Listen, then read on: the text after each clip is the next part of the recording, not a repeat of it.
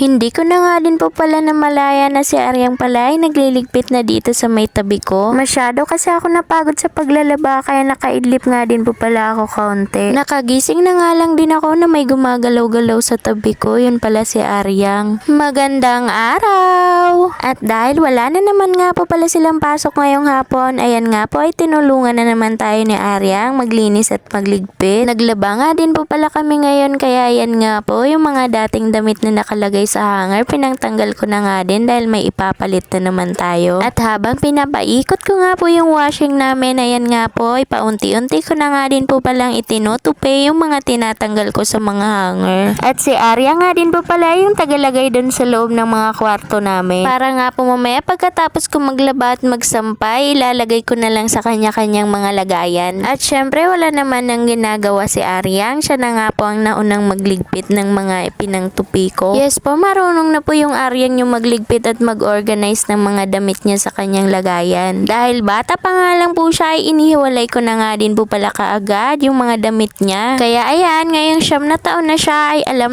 na nga niya kung saan po ilalagay yung mga short at mga damit niya. Nakakatuwa nga po pala siyang pagmasdan kasi nga nasa murang edad pa lang niya ay marunong na siya mag-organize ng mga gamit niya. At ayan nga po, sa sobrang pagod ko maglaba, hindi ko na namalaya na nakaidli pala ako, nakagising na lang ako na may gumagalaw sa tabi ko. Yun pala si Aryang. Inasikaso niya na nga lang palang iligpit itong mga nakakalat sa lamesa namin. O siya, sige, hanggang dito na lang po pala ang video naming mag-ina. Maraming salamat sa inyong panonood. Bye!